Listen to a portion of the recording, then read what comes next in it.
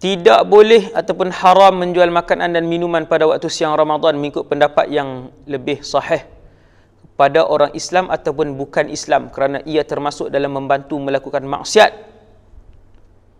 I'anah 'alal ma'siyah, at-ta'awun 'alal ma'siyah, dengan catatan penjual yakin pembeli yang Islam akan memakannya pada siang Ramadan.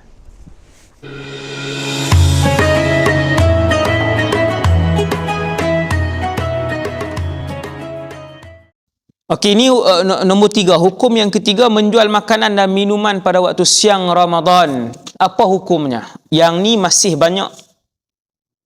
Tahun ni PKP jadi susah sikit. No, hikmah banyak no. Tahun ni hikmah PKPD ni banyak hikmah yang subhanallah kalau nak disenaraikan. No? Kuranglah berlaku orang jual makan makanan siang-siang Ramadan ni. No? Tidak boleh ataupun haram menjual makanan dan minuman pada waktu siang Ramadan mengikut pendapat yang lebih sahih pada orang Islam ataupun bukan Islam, kerana ia termasuk dalam membantu melakukan maksiat. I'anah 'alal ma'siyah, at-ta'awun 'alal ma'siyah, dengan catatan penjual yakin pembeli yang Islam akan memakannya pada siang Ramadan.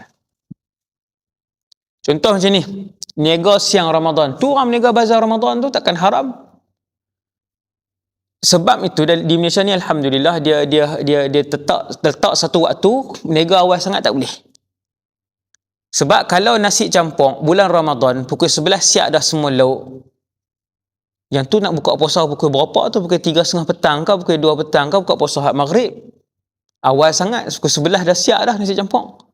Maka di Malaysia ni diletakkan had, saya rasa pukul 3. Tak silap saya pukul 3 petang baru boleh berniaga. Kalau sebelum tu kena dengan penguat kuasa. Bagus kan, peraturan yang sangat baik, sangat baik. Ada perbahasan tu dalam fiqh. Alhamdulillah. No? Jadi saya nak ingatkan diri saya yang pertama dan semua peniaga-peniaga makanan, ittaqullah, ittaqullah, ittaqullah. Yang menjual makanan kepada orang yang memang dia tahu orang-orang tu tak berpuasa. Bahkan kedai yang dia masak tu dia tak buka pun pintu depan, masuk ke belakang. Ataupun kedai tu memang telah diketahui umum kedai ni akan menjual makanan untuk orang yang tak puasa dalam bulan Ramadan. Ada ni saya bukan buat contoh. Ini bukan saya buat contoh. Di mana-mana pun ada di dalam Malaysia ni.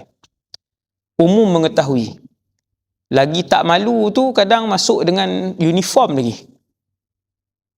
Ada tuan-tuan. Allahu Akbar. Malu. Malu. Masuk pintu belakang beli. Ataupun tak masuk pintu belakang, pintu depan, dua-dua pintu tutup, cuma kena pergi buka ketuk sikit, masuk, bungkus-bungkus pergi makan. No? Hasbunallah wa ni'mal wakil. No? Kalau 200 orang yang membeli itu kesemuanya makan dalam siang bulan Ramadan dan tidak berpuasa, okey, kedai menanggung 200 dosa besar pada hari pertama itu. Hari yang dia jual tu. 200 dosa besar. Hak tak puasa tu dia tanggung satu je dosa besar diri dia. Tokek tu kalau 200 orang main beli, 200 dosa besar dia tanggung pada hari itu. Ittaqillah. Semua orang buat dosa, semua orang ada dosa. Tetapi ada orang yang bila dia buat dosa, dia sudah tidak merasakan dosa dan bersalah kepada Allah Subhanahu wa taala. Ini bahaya. Ini tanda hati nurani dia yang di dalam ini telah pun hitam keseluruhannya. Tidak ada seinci pun di hati dia ruang untuk menerima cahaya daripada Allah SWT. Ini bahaya. Kena cuci, bagi ada bersih untuk masuk hidayah Allah, rasa takut dan gerun.